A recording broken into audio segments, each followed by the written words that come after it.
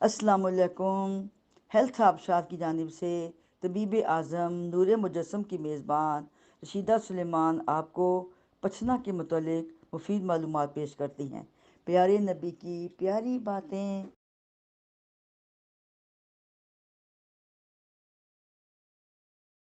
अल हिजामा, हजामत, हजामा, सेंगी, पछना और फस्त, ये एक तरह का इलाज है जिसके ये मुख्तलिफ नाम हैं। रसूल पाक सल्लल्लाहु अलैहि वसल्लम ने इस इलाज को रवाज देने के लिए हदायत फरमाई है। हज़रत इब्ने अब्बास रज़ियल्लाहु से रवायत है कि आप सल्लम ने फरमाया कि 3 चीज़ों में शफा है: शहद का घूंट, पछने लगवाना, आग से दाग देना। मैं अपनी उम्मत को आग से दाग देने से मना करता हूँ। सुनन इब्ने माजा किताबुल तिब हदीस 3491। बुखारी हदीस 57-97 में बयान किया गया है कि सबसे बेहतरीन दवा जिससे तुम इलाज करो वो हजामा लगवाना और किस्त बहरी है। सुनन निसाई में आता है कि आप सल्लल्लाहु अलैहि वसल्लम ने खुद भी हजामा लगवाया। आप सल्लम के पास बनी बजारा के कबीले का एक शख्स आया। उस वक्त आप सल्लम को एक हजामा लगा रहा था। जब हजाम ने ब्लेड से ज़रब लगाई तो उस शख्स ने तअज्जुब से पूछा, ए अल्लाह के नबी, ये आप सल्लम क्या कर रहे हैं? तो आप सल्लम ने इरशाद फरमाया कि ये हजामा है। ये इन सब इलाजों से बेहतर है जो लोग इख्तियार करते हैं। बुखारी 122:10। हज़रत अनस बिन मालिक रज़ी अल्लाह का बयान है कि हज़ूर सल्लल्लाहु अलैहि वसल्लम ने फरमाया कि मेराज की रात मेरा फरिश्तों की जमात से गुज़र हुआ। उसने भी यही कहा, ए मोहम्मद, अपनी उम्मत को पिछने लगाने का हुक्म फरमाइए। सुनन इब्ने माजा जिल्द सोम किताबुल तिब हदीस 3479। हज़रत इब्ने अब्बास रज़ी अल्लाह फरमाते हैं कि आप सल्लम ने इरशाद फरमाया कि अच्छा है वो बंदा जो पछने लगाता है, खून निकाल देता है, कमर हल्की कर देता है और बिनाई को जला बख्शता है। सुनन इब्ने माजा हदीस 3478। हज़रत अबू कब्सा नुमारी रज़ी अल्लाह से रवायत है कि नबी करीम सल्लल्लाहु अलैहि वसल्लम ने अपने सर पर पछने लगवाते थे और दोनों मूंढों के दरमियान भी, और फरमाते थे कि जो इन मुकामों से खून बहा दे तो उसे किसी बीमारी का इलाज ना करना भी नुकसानदेह ना होगा। इब्ने माजा 3484 जिल्द सोम किताबुल तिब। हजामा लगाने का तरीका। जदीद दौर में इसको कंपिंग थेरेपी के नाम से जाना जाता है। चीन के लोगों को ये तरीका इलाज इतना पसंद आया कि वहाँ पर उसकी बाकायदा तरबियत दी जाती है। उन्होंने 200 से ज़्यादा बीमारियों का इलाज दरियाफ्त कर लिया है। हजामा लगाने के ख़ास मकामात होते हैं। पछना बदन के ऊपरी हिस्सों पर लगाया जाता है और यहाँ की वरीदों में मौजूद गंदा खून बाहर खारिज किया जाता है। हजामा में ज़ाहिर जिस्म को साफ़ सुथरा बनाने की सलाहियत है, जबकि फस्त जिस्म के गहरे हिस्सों की सफाई के लिए ज़्यादा बेहतर है, जैसे कि बड़ा कोई फोड़ा या कैंसर, कोई और अंदरूनी ज़ख्म वगैरह। फस्त के ज़रिया चीरा देकर गंदे खून को निकाल लिया जाता है। हजामा के तरीक़ाकार में कप के ज़रिया गंदा खून निकाला जाता है। जिस्म के हिस्से में फस्त खून को खारिज करना मकसूद होता है। हाँ, मसलन जैसे गर्दन के पिछले हिस्सा के उभार पर एक छोटा सा कप रखा जाता है। इस कप के पीछे एक सुराख होता है जिसमें एक शुक्र लगा होता है और छोटा सा टिश्यू पेपर जलाकर इसे फ़ौरन इस जगह पर चिपका दिया जाता है जहाँ से फासद खून निकालना होता है और फिर हाथ से पकड़कर दबाया जाता है। जब टिश्यू पेपर अंदर जलता है तो जलने के बाद वहाँ की ऑक्सीजन इस्तेमाल होती है जिससे वैक्यूम बन जाता है और जिल्द में एक उभार सा बनता है और जिल्द उभर कर कप में आ जाती है जो तकरीबन 10% ऊपर उठी हुई होती है और फिर माहिर या जाम इस जगह पर 15 से 17 बारीक बारीक कट ब्लेड سے اس طرح ضرب لگاتے ہیں کہ رگ اور نس اس کی زود میں نہ آئے، اور پھر ایک اور چھوٹا ٹیشو پیپر جلا کر اسی جگہ پر لگا دیا جاتا ہے، اور پھر جب آکسیجن ختم ہونی شروع ہوتی ہے تو ہوا، پانی اور خون کپ میں آنا شروع ہو جاتا ہے۔ یہ وہی فاسد مادے ہوتے ہیں جو جسم سے باہر نکل آتے ہیں۔ پھر اسی عمل کے اس وقت تک دہرایا جاتا ہے جب تک مریض کو آرام نہ آ جائے۔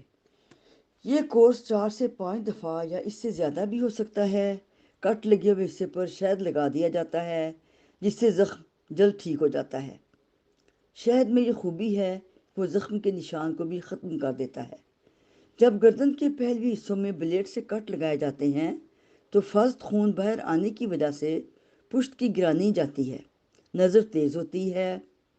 حضرت انس رضی اللہ فرماتے ہیں کہ رسول پاک صلی اللہ علیہ وسلم نے گردن کی رگوں اور دونوں مونڈوں کے درمیان پشنے لگوائے۔ سنن ابن ماجہ، حدیث 3483، جلد سوم، کتاب الطب۔ آپ صلی اللہ علیہ وآلہ وسلم نے فرمایا کہ گردن کی ہڈی کے ابھار پر پشنا لگاؤ کہ اس میں 72 بیماریوں میں نجات ملتی ہے۔ حضرت علی رضی اللہ سے روایت ہے کہ حضرت جبرائیل نبی کریم صلی اللہ علیہ وسلم کے پاس آئے اور آپ کی گردن کی رگوں اور مونڈھوں کے درمیان پشنے لگانے کا کہا۔ سنن ابن ماجہ، حدیث 3482، کتاب الطب۔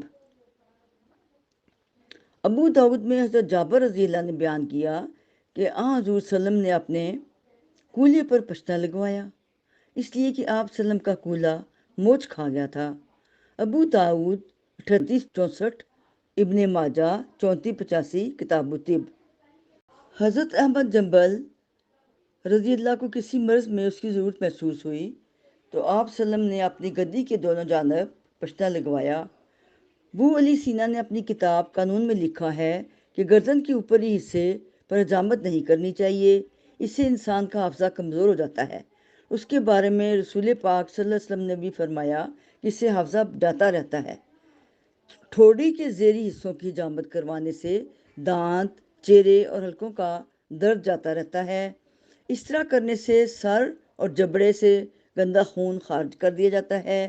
سینے کے زیریں حصوں پر حجامہ لگانے سے چنبل، خارش اور چھوٹے جوڑوں کے درد میں افاقہ ہوتا ہے۔ بواسیر اور پنڈلی اور ایڑی میں جو گھٹیاں وغیرہ بن جاتی ہیں اور جلد کو ناہموار کر دیتی ہیں، اس میں بھی بہتری آتی ہے، مگر مناسب وقت کی شرط بھی ساتھ ہے۔ حضرت انس بن مالک رضی اللہ سے روایت ہے کہ آپ صلی اللہ علیہ وسلم نے فرمایا کہ جو پشنا لگانا چاہے 17، 19 یا 21 تاریخ کو لگائے، اور ایسے دن نہ لگائے کہ خون کا جوش اسے ہلاک کر دے۔ سنن ابن ماجہ، حدیث 3486، جلد سوم، کتاب الطب۔ حجامہ چہارشنبہ، بعض اسے جمعہ کا دن بھی کہتے ہیں، یعنی جمعہ، بدھ اور ہفتے کو اس کا علاج کرنا منع ہے۔ حدیث سے پتہ چلتا ہے کہ حضور صلی اللہ علیہ وسلم نے پیر اور منگل کے روز پشنا لگانے کو مناسب خیال کیا ہے۔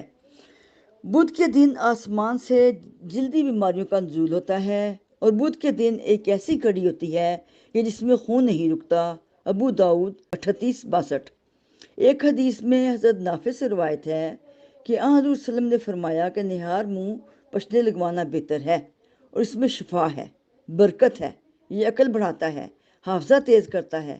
اللہ برکت دے، جمعرات کو پشنے لگوایا کرو، اور بدھ، جمعہ، ہفتہ اور اتوار کے روز پشنے مت لگوایا کرو، اور پیر اور منگل کے روز پشنے لگواؤ، اس لیے کہ اسی دن اللہ تعالیٰ نے حضرت ایوب رضی اللہ کو بیماری سے شفا عطا فرمائی تھی، اور بدھ کے روز وہ بیمار ہوئے تھے۔ سنن ابن ماجہ، حدیث 3487، جلد سوم، کتاب الطب۔ حجامہ لگوانے سے جسمانی خوبصورتی میں نکھار پیدا ہوتا ہے۔ بعض مفکرین کا خیال ہے کہ حجامت اور فسق کے فوائد وقت، وزن، عمر کی روشنی میں مختلف ہوتے ہیں، اور گرم علاقے، گرم موسم، گرم مزاج کے افراد جن کا خون مکمل صحت مند ہوتا ہے، انہیں پشنا لگانے سے زیادہ فوائد حاصل ہوتے ہیں، لیکن بلند فشار خون، ہائی بلڈ پریشر میں حجامہ نہ کروائیں۔ پشنا مہینے کے نصف یا 3/4 دن گزر جانے کے بعد کروانا چاہیے، اس لیے کہ خون مہینے کے ابتدائی دنوں میں جوش میں ہوتا ہے، درمیان میں اس کے بعد انتہائی زیادہ ہوتا ہے اور آخری یام میں اس میں ٹھہراؤ آ جاتا ہے۔ اس کی خاص نشانی یہ ہے کہ جیسے جیسے چاند کی تاریخیں بڑھتی ہیں، اس کی روشنی میں اضافہ ہوتا ہے، تو ساتھ ہی خون میں تیزی کا رجحان پیدا ہو جاتا ہے۔ لہٰذا ماہرین کہتے ہیں کہ مہینے کا آخری بہتر ہے۔ اس علاج کو مقررہ تاریخوں میں دن کے دوسرے یا تیسرے پہر میں کروانا چاہیے اور غسل کے بعد ہرگز نہ کروائیں۔ جس شخص کے خون میں بیماریوں کے اثرات زیادہ ہیں وہ غسل کر کے آرام کرے اور ایک پہر یعنی 4 سے 5 گھنٹے آرام کرنے کے بعد ہی پچنا لگوائے، اور کھانا کھانے کے بعد بھی اسے نہیں لگوانا چاہیے، کیونکہ اس سے سدے پیدا ہو جاتے ہیں یا بڑے امراض کا اندیشہ ہوتا ہے۔ جبکہ غذا بھی غیر مناسب ہو، کھانے سے پہلے پچنا لگانا زیادہ شفا کا موجب ہے۔ آپ اپنی بیماری کے مطابق ڈاکٹر کے مشورہ سے اپنی غذا کا استعمال کریں۔